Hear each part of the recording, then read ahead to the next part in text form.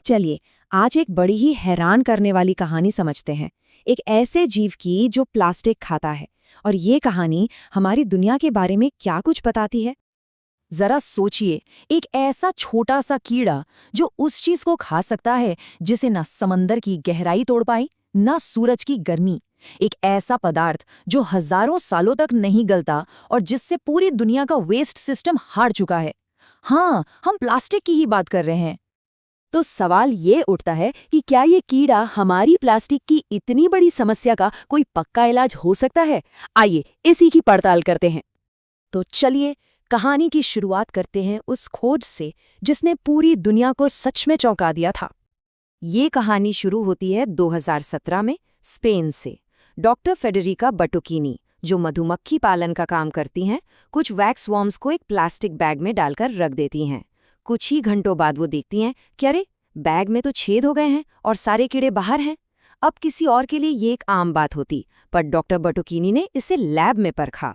उन्होंने कीड़ों को एक नए पॉलीथीन बैग में डाला और पता है क्या, सिर्फ 40 मिनट में उसमें छेद होने लगे और 12 घंटों के अंदर अंदर कीड़ों ने पूरा का पूरा बैग ही गायब कर दिया। और इसके पीछे का जो विज्ञान था वो तो और भी कमाल का था। इंफ्रारेड स्पेक्ट्रोस्कोपी नाम की एक तकनीक से ये बात पक्की हो गई कि कीड़ों की लार में मौजूद जो एंजाइम्स थे वो असल में प्लास्टिक के केमिकल बॉन्ड्स को ही तोड़ रहे थे। मतलब ये सिर्फ चबाना नहीं था, ये एक पूरा केमिकल रिएक्शन था।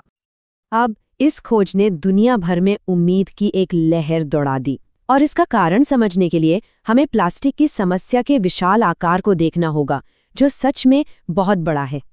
सोचिए, प्रशांत महासागर के ठीक बीचों बीच कचरे का एक तैरता हुआ द्वीप है। और ये कोई छोटा मोटा ढेर नहीं है। इसका आकार लगभग 2 पाकिस्तान या कह लें कि 3 राजस्थान जितना बड़ा है। और ये तो सिर्फ एक जगह पर इकट्ठा हुआ कचरा है। अब जरा कुछ आंकड़ों पर नजर डालते हैं। 2014 की एक रिसर्च बताती है कि अकेले इसी ढेर में कम से कम 5.25 ट्रिलियन प्लास्टिक के टुकड़े तैर रहे हैं। और इन सभी टुकड़ों का अगर कुल वजन देखें तो वो है लगभग 2,69,000 टन। और सिर्फ इस एक कचरे के ढेर की वजह से हर साल 10 लाख समुद्री पक्षी और 1 लाख समुद्री स्तनधारी मारे जाते हैं। और ये मत सोचिए कि ये समस्या सिर्फ समंदर की सतह पर है। एक्सप्लोरर विक्टर वेस्कोवो जब समंदर के सबसे गहरे पॉइंट मतलब पानी के 11 किलोमीटर नीचे पहुंचे तो वहां भी प्लास्टिक के बैग्स और रैपर्स ने उनका स्वागत किया। ये दिखाता है कि हमारी लापरवाही कहां तक पहुंच चुकी है। तो दुनिया को लगा कि चलो एक चमत्कार मिल गया, वैक्स वर्म हमारी सारी मुसीबतें खत्म कर देगा। लेकिन कहानी में एक बहुत बड़ा ट्विस्ट आया, एक ऐसा मोड़ जिसने समस्या को और भी ज्यादा उलझा दिया। साल 2021 में जब रिसर्चर्स ने इन्हीं कीड़ों को माइक्रोस्कोप के नीचे देखा तो पता चला कि कीड़ा प्लास्टिक को खत्म नहीं कर रहा था, बल्कि उसे एक नए और कई ज्यादा खतरनाक रूप में बदल रहा था। जो समस्या पहले आंखों से दिखती थी अब वो अदृश्य हो गई थी। जो पहले एक जगह सीमित थी अब वो हर जगह फैलने वाली थी। और जो सिर्फ एक समस्या थी अब वो और भी जहरीली बन चुकी थी। तो असल में हो क्या रहा था? माइक्रोस्कोप ने दिखाया कि कीड़े के मल में प्लास्टिक गायब नहीं हुआ, बल्कि वो हजारों लाखों छोटे छोटे टुकड़ों में टूट गया था, जिन्हें हम कहते हैं माइक्रोप्लास्टिक्स। प्लास्टिक का वो रूप जो दिखाई नहीं देता पर हर जगह पहुंच जाता है। और अब ये कहानी सिर्फ पर्यावरण की नहीं रही, ये कहानी अब हमारे हम सबके शरीर के अंदर की बन चुकी है, क्योंकि ये माइक्रोप्लास्टिक्स अब हमारे अंदर हैं। एक हालिया रिसर्च में जो पता चला वो होश उड़ा देने वाला है। सिर्फ 1 लीटर पानी की जो प्लास्टिक की बोतल होती है उसमें औसतन 2,40,000 प्लास्टिक के कण होते हैं। और इनमें से 90% नैनो पार्टिकल्स हैं, जो इतने छोटे हैं कि वो हमारे सेल्स के अंदर तक घुस सकते हैं। और ये कण हमारे शरीर में जाकर बस रहे हैं। प्लास्टिक के टुकड़े हमारे फेफड़ों में, लिवर में, किडनी में मिल रहे हैं। लेकिन सबसे ज्यादा ये जमा हो रहे हैं हमारे दिमाग में, बाकी अंगों के मुकाबले 8 से 10 गुना ज्यादा।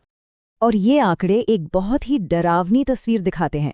रिसर्च में पाया गया कि डिमेंशिया, मतलब जो भूलने की बीमारी होती है, उसके मरीजों के दिमाग में माइक्रोप्लास्टिक्स की मात्रा एक आम इंसान के दिमाग से 5 से 7 गुना ज्यादा थी। एक स्वस्थ दिमाग में जहां प्रति ग्राम करीब 5000 कण मिले, वहीं डिमेंशिया वाले दिमाग में ये संख्या बढ़कर 30,000 तक पहुंच गई थी। अब इस नए मोड़ के बाद जाहिर है वैज्ञानिकों ने भी अपनी दिशा बदल दी। अब उम्मीद कीड़े में नहीं थी, बल्कि कीड़े के अंदर छिपे हुए विज्ञान में थी। तो ये पूरा सफ़र कुछ इस तरह से आगे बढ़ा। पहले ये देखा गया कि कीड़ा प्लास्टिक खाता है, फिर पता चला कि इससे तो माइक्रोप्लास्टिक्स बन रहे हैं, जो और बड़ी मुसीबत है। तो फिर वैज्ञानिकों ने कीड़े की लार से उन खास एंजाइम्स को अलग किया जो प्लास्टिक को तोड़ रहे थे।